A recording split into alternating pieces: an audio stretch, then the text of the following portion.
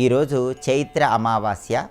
ఈ సందర్భంగా ఎలాంటి విధి విధానాలు పాటిస్తే శుభము లాభము చేకూరతాయో నేటి శుభం లాభం అనే శీర్షికన పరిశీలిద్దాం.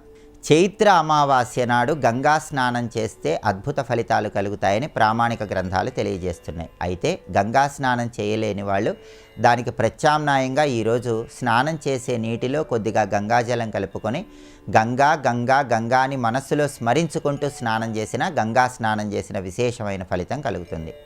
అలాగే చైత్ర అమావాస్య సందర్భంగా సూర్యోదయం నుంచి సూర్యాస్తమయం వరకు ఈశాన్యంలో దీపం వెలుగుతూ ఉండేలాగా చూసుకుంటే సంవత్సరం మొత్తం కూడా ఇంట్లో సమస్త శుభాలు చేకూరుతాయని పరిహార శాస్త్రంలో చెప్పారు. కాబట్టి ఈరోజు ఉదయం పూట స్నానం చేసిన తర్వాత మీ గృహంలో ఈశాన్యం మూల ఆవు నెయ్యితో దీపాన్ని వెలిగించండి. ఆ దీపం ఉదయం నుంచి సాయంత్రం వరకు కొండెక్కకుండా చూసుకోండి. ఇలా ప్రత్యేకంగా ఈశాన్య దీపం ఉదయం నుంచి సాయంత్రం వరకు కొండెక్కకుండా ఇంట్లో వెలుగుతూ ఉన్నట్లయితే సమస్త శుభాలు చేకూరతాయి. అలాగే ఈరోజు ఉదయం పూట రావి చెట్టు దగ్గరకు వెళ్ళి రావి చెట్టు మొదట్లో నీళ్లు పోయండి. సాయంకాలం పూట మళ్ళీ రావి చెట్టు దగ్గరకు వెళ్ళి రావి చెట్టు దగ్గర నువ్వుల నూనెతో దీపాన్ని వెలిగించండి. ఉదయము సాయంత్రము రావి చెట్టు దగ్గర నీళ్లు పోయటం, దీపాన్ని వెలిగించటం, ప్రదక్షిణలు చేయటం ద్వారా ధనపరంగా విశేషమైన శుభ ఫలితాలు కలుగుతాయి. అలాగే ఇంట్లో శ్రీ మహాలక్ష్మీదేవి విగ్రహం ఉన్నా, శ్రీమన్నారాయణమూర్తి విగ్రహం ఉన్న, శ్రీకృష్ణ పరమాత్మ విగ్రహం ఉన్న చైత్ర అమావాస్య సందర్భంగా ఆవు పాలతో అభిషేకం చేయటం ద్వారా ధన కనక వస్తువాహన ప్రాప్తిని సిద్ధింపజేసుకోవచ్చు. అదేవిధంగా చైత్ర అమావాస్య సందర్భంగా మూగజీవాలకు ఆహారం వేయటం ద్వారా గ్రహదోష తీవ్రతను తగ్గింపజేసుకోవచ్చు. పక్షులకు పావురాలకు గింజలు ఆహారంగా వేయాలి. అలాగే పక్షులు పావురాలు త్రాగేందుకు వీలుగా నీటి తొట్టెలు ఏర్పాటు చేయాలి. సకల దేవతా స్వరూపమైన గోమాతకు పచ్చగడ్డి ఆహారంగా తినిపించాలి.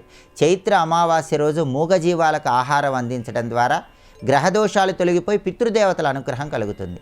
అలాగే చేపలకు ఆహారం అందించడం ద్వారా కూడా విశేషంగా ధనలాభాన్ని సిద్ధింపజేసుకోవచ్చు. ఈరోజు నీటి కుండ దానం ఇచ్చిన, తెల్లటి వస్త్రాలు దానంగా ఇచ్చిన సమస్త శుభాలు చేకూరతాయి. అలాగే ఈరోజు ఇంట్లో ఉన్నటువంటి దృష్టి దోషాలన్నీ తొలగింపజేసుకోవటానికి, సమస్త శుభాలు కలగటానికి గోమయంతో చేసినటువంటి ఆవు పిడకల మీద ఆవు నెయ్యి వేసి, ఆ తర్వాత బెల్లపు పొడి కొద్దిగా వేసి దాని మీద సాంబ్రాణి పొడి ఉంచి ఇల్లంతా ధూపం వేయాలి. ఇలా ధూపం వేస్తే దీన్ని గుడధూపం అనే పేరుతో పిలుస్తారు.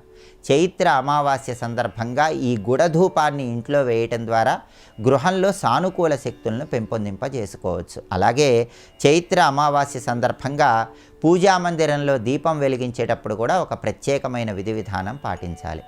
పూజ గదిలో ఆవు నెయ్యితో దీపారాధన చేయాలి. ఎరుపు రంగు ఒత్తులతో దీపాన్ని వెలిగించాలి. ఎరుపు రంగు ఒత్తులు అందుబాటులో లేకపోతే ఒత్తులకు పూర్తిగా కుంకుమ రాసి, అలా కుంకుమ రాసినటువంటి ఒత్తులతో దీపాన్ని వెలిగించాలి. దీపం వెలిగించాక 2 లవంగాలు ఆ దీపంలో వేయాలి.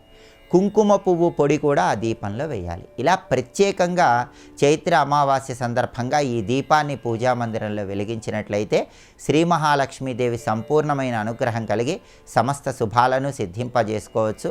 అలాగే పితృదోషాలు తొలగింపజేసుకోవటానికి, పితృదేవతలకి సద్గతులు కలగటానికి, పితృదేవతల పేరిట ఈరోజు అన్నదానం నిర్వహించటం లేదా స్వయం పాకం దానం ఇవ్వటం, పితృదేవతల పేరిట గోవుకు గ్రాసం అందించటం, ఇలాంటివి చేయటం ద్వారా కూడా సమస్త శుభాలను సిద్ధింపజేసుకోవచ్చు.